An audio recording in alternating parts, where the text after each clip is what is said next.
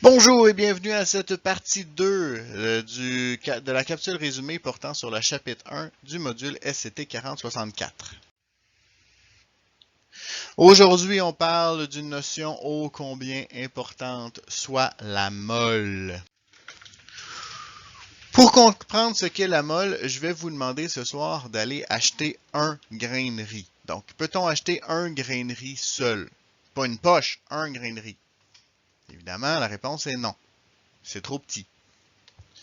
Donc, comment on peut acheter du riz? On va les acheter en poche ou en sac ou en paquet.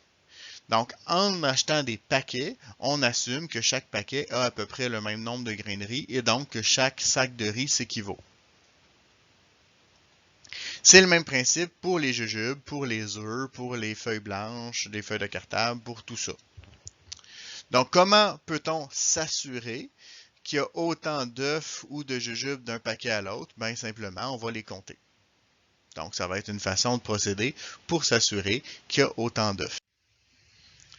Maintenant, comment on procède en chimie? Eh bien, en chimie, la poche de riz, ça s'appelle une mole. Donc, il faut comprendre que c'est juste un paquet avec un certain nombre précis de particules à l'intérieur. Ce nombre de précis-là, c'est 6.023 fois 10 à la 23. Bon, ça fait un chiffre un peu bizarre, ça fait surtout un chiffre énorme qu'on appelle le nombre d'Avogadro, en l'honneur de M. Avogadro. Et donc, ça correspond à ceci. Donc, un très, très, très gros nombre de particules. Pourquoi on utilise un si gros nombre que ça? C'est très simple. En fait, on veut que ce soit macroscopique. Donc, on veut être capable de voir une mole. On ne veut pas travailler dans l'infiniment petit. Est-ce que ça veut dire que je vais devoir compter des particules? Eh bien, évidemment que non. OK, on ne peut pas compter des particules. Donc là, ça va être important de distinguer ce qui se passe en classe versus ce qui se passe en laboratoire. Quand on va travailler en classe, on va utiliser le nombre de moles. En fait, comment on va fonctionner, c'est que dans tout ce qui concerne les laboratoires, on va parler de la masse du sac. Donc, autrement dit, la masse de la mole. Donc, au lieu de compter des particules, on ne comptera pas des particules. Ce qu'on va faire, c'est qu'on va peser une certaine quantité, puis on sait par la masse, on va assumer que si j'ai la même masse, ben, j'ai le même nombre de moles. Donc, on va toujours passer par le nombre de grammes. Quand on est de notre côté, donc du côté de la classe, donc on est du côté théorique, là on va travailler en mol. Pourquoi? Parce que ça aide à comprendre les réactions chimiques. Par exemple, si j'ai la combustion du propane, je sais que ça va me prendre 5 moles d'oxygène pour pouvoir brûler 1 mole de propane.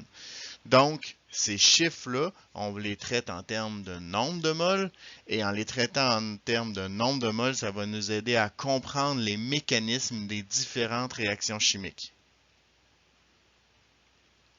Donc, comment on va faire pour aller chercher maintenant la masse molaire d'une mole, donc la masse d'une mole? Je vais la chercher dans mon tableau périodique. Et là est tout le génie de M. Avogadro. En fait, lui, au lieu de prendre un chiffre aléatoire, donc le nombre d'Avogadro de 6.023 fois 10 à la 23, qui est un peu un nombre étrange, pourquoi pas 10 fois 10 à la 10, qui serait beaucoup plus simple. Donc, la raison pourquoi il a utilisé ce chiffre précis, c'est pour s'assurer que la masse, le nombre de masses, donc la masse atomique, 55,85 dans le cas du fer, corresponde à la masse d'une mole. Et donc, c'est ce qui nous permet d'avoir facilement les masses molaires de mes éléments. Maintenant, je vais seulement prendre un temps pour vous expliquer où placer les chiffres parce que ça arrive souvent que je vois des erreurs au niveau de comment on place nos chiffres dans nos molécules. Donc, pour ce faire, je vais utiliser une molécule qui n'est pas du tout une molécule, en fait, que vous connaissez très bien, qu'on va appeler la molécule chaise. Donc, présentement, j'ai 5 chaises. Donc, j'ai 5 molécules DSP4. C'est quoi des DSP4? Eh bien, dans une chaise, j'ai un dossier, un siège et 4 pattes. Donc, vous voyez que le 4 est petit et il est placé en indice. Pourquoi je le place comme ça? Parce que dans l'entité que j'appelle chaise, j'ai 4 pattes. Le 5 est devant, c'est ce qu'on appelle le coefficient.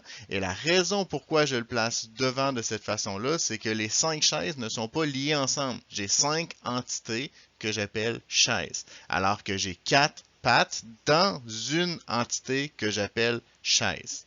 OK? Donc, si on calcule la masse molaire, eh bien, je vais être capable, la masse molaire, c'est la masse d'une mole. Donc, le 5, je m'en occupe pas, c'est la masse d'une mole.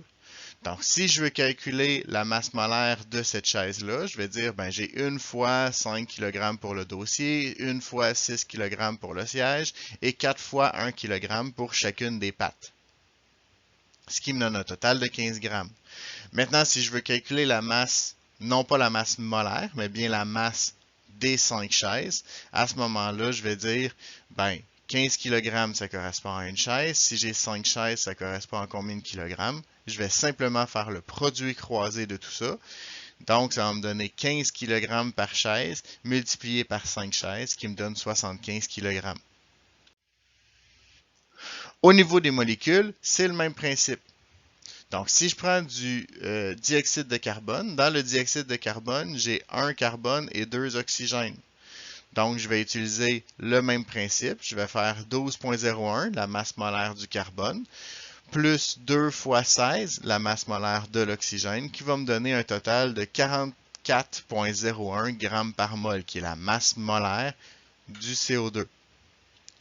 Maintenant, si je veux savoir, par exemple, la masse de 3 dioxyde de carbone, et bien à ce moment-là, je vais dire, ben, j'ai 3 fois la masse molaire, donc 3 fois 44,1 qui donne 132,03 grammes.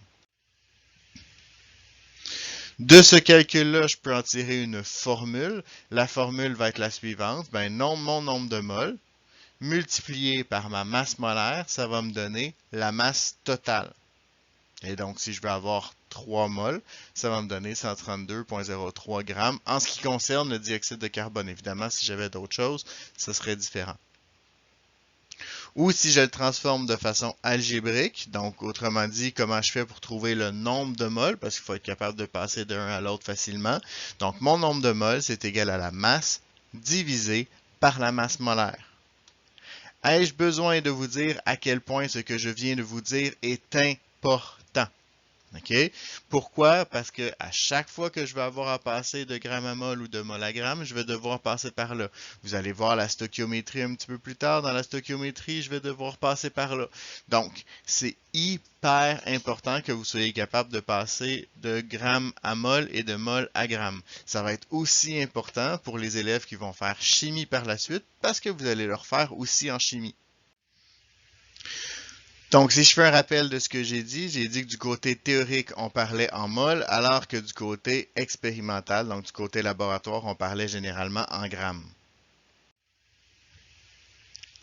Si on se donne un exemple de tout ça, ça veut dire que, par exemple, si je voulais avoir 5 grammes de sucre, eh bien, si je veux le transférer en mol, je vais devoir passer par la masse molaire.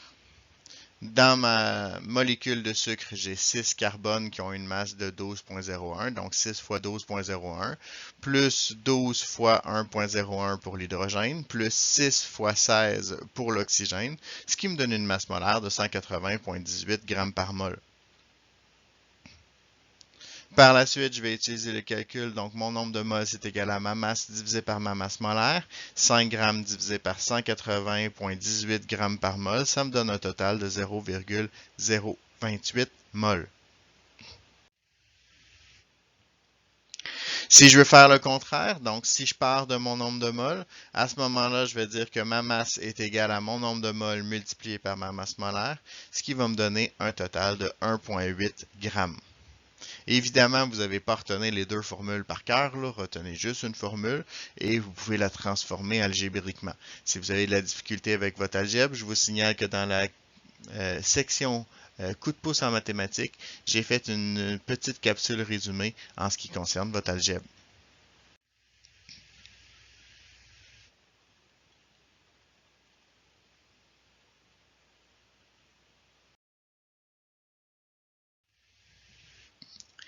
C'est ce qui met fin à cette capsule. Je vous rappelle à quel point cette capsule est importante. Donc, c'est bien important de comprendre ce qu'est la mole et comment l'utiliser.